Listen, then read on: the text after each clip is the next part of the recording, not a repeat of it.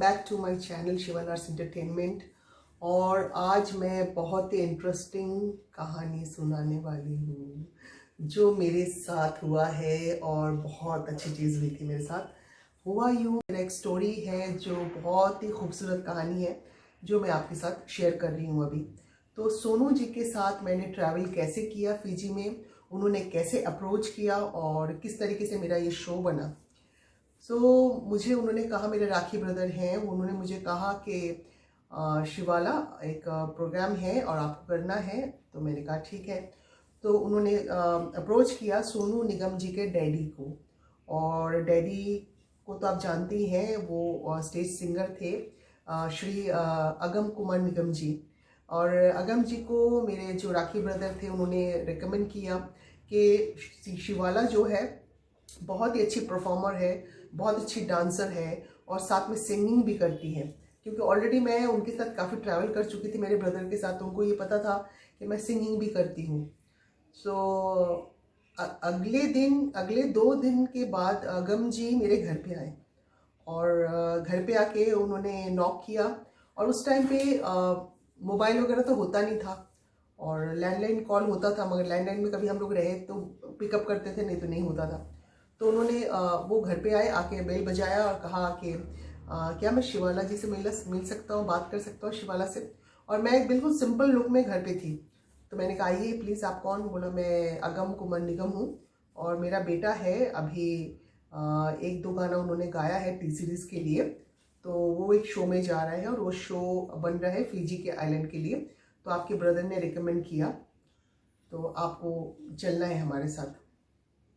तो वहाँ से मेरी शुरुआत हुई जर्नी, और जर्नी इतनी खूबसूरत थी और बहुत ही मज़ा आया। बहुत बहुत ही एक इंसिडेंट मैं शेयर करूँगी कि जब हम लोग फिजी जा रहे थे, ट्रैवल कर रहे थे, एक तो बहुत मज़ा ये बात आई कि सोनू से मैं एक्सपीरियंस थोड़ा ज़्यादा थी, सोनू जी से, क्योंकि ऑलरेडी मैं बहुत जगह ट्रैवल कर चुकी थी। और सोनू जी उससे पहले शायद दोहा कतर में शो किया था और सेकेंड ट्रिप फिजी का ही था।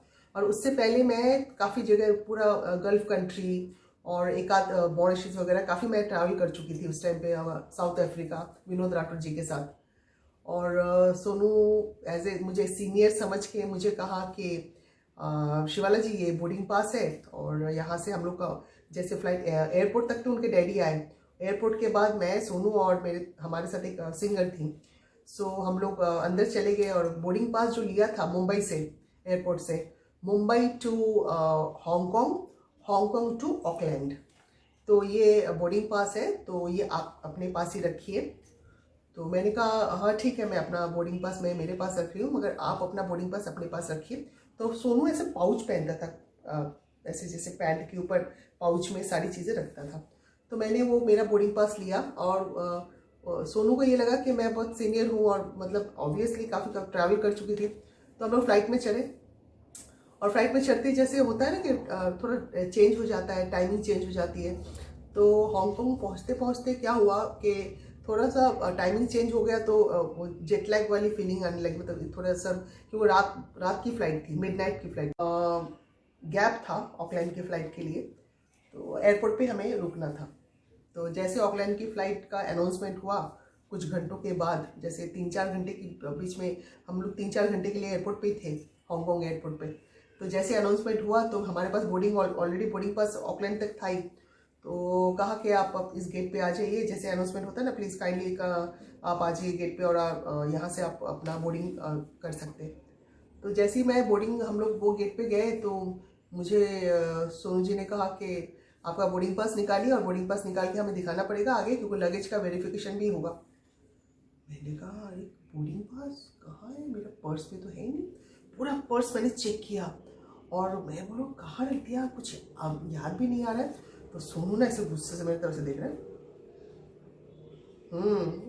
मैंने कहा मुझे पता नहीं मैं कहाँ रख दिया बोर्डिंग पास।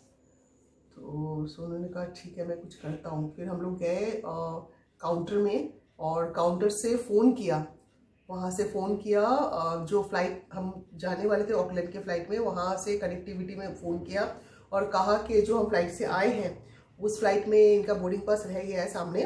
तो वो फ्लाइट ऑलरेडी हमें ड्रॉप करके वो कहीं और जा रही थी फ्लाइट। तो हुआ फिर उसके बाद उन्होंने समझा और मेरा नाम चेक लिस्ट में चेक किया, हाँ शिवाला ये नाम से बोर्डिंग पास ऑकलैंड तक है और ऐसे ऐसे है, तो उन लोगों ने दोबारा एक बोर्डिंग पास बनाया। तो ये तो एक कहानी रही, मतलब ऐसा था कि एक्सपीरियंस मैं बहुत थी, बट कभी कभी क्या होता है पता है, मैं एक बातें शेयर करना चाहूँगी आपको कि इंसान सोचता है कि मुझे बहुत नॉलेज है, हम लोग बहुत एब्रॉड ट्रिप करते हैं। ऐसा नहीं है कि आपने बहुत एब्रॉड ट्रिप किया है तो आपके पास सारे नॉलेज हो जाएंगे, क्योंकि नॉलेज कैसे होता है कि अगर आपने ट्रिप नहीं भी किया है मगर आपका सिंसियर रहना बहुत ज़रूरी है। ये मेरे माध्यम से आपको समझा रही हूँ, क्योंकि कुछ लोग क्या करते हैं जब फ्लाइट में जाते हैं ना, अनकंफर्टेबल ड्रेस पहनते हैं और हिल्स पहन लेते हैं। मैंने कई बार देखा आर्टिस्टों को ना कि कंफर्टेबल कॉस्ट्यूम नहीं पहनते हैं। इस मामले में मैं बहुत अच्छी थी, क्योंकि ऑलवेज मैं ट्रैक पैंट और ट्रैक शू और हिल्स वगैरह तो कभी मैं एयरपोर्ट पे काफ़ी लंबा चलना पड़ता है, फिर आपका बोर्डिंग पास संभालना, आपका पासपोर्ट संभालना, एयरपोर्ट जैसे मैं इंटरनेशनल ट्रिप करती हूँ तो आपको पासपोर्ट संभालना बहुत ज़रूरी है। और काफ़ी ज़रूरी जो कागजात आपके पास होते हैं, वीज़ा के कागजात होते हैं, या आपके पास जैसे आधार कार्ड हुआ, कुछ ऐसी चीज़ें हुई, तो वो आपको संभालना बहुत ज़रूरी है। उसके लिए आपके पास एक बड़ी सी बैग होनी चाहिए। और एयरपोर्ट पे बहुत सारी चीज़ों का चैलेंजेस आता है, क्योंकि कुछ चीज़ें नहीं मिलती हैं और जो आपके लिए अपने घर पे तो इम्पोर्टेंट नहीं है, बट जब आप ट्रैवल करते हैं तब बहुत इम्पोर्टेंट है वो सब चीज़ों की। तो छोटी छोटी बातें हैं वो मैंने सीखा। और फिर हम लोग वहाँ से फ्लाइट से गए ऑकलैंड, और ऑकलैंड के बाद वहाँ से चार्टर्ड फ्लाइट था फिजी के लिए। तो वो एक अलग एक्सपीरियंस था मेरे लिए, पहली बार। और तकरीबन कुछ 7 सीटर फ्लाइट था, और उसमें हमारे जो यहाँ से मुंबई से चले थे हमारे साथ राजीव जी और राजीव खंडेलवाल जी, हाँ राजीव जी थे, और साथ में सोनू, मैं और जो फीमेल सिंगर थी वो, और पायलट, और बस कोई नहीं था। 7 सीटर में हम लोग इतने जने थे।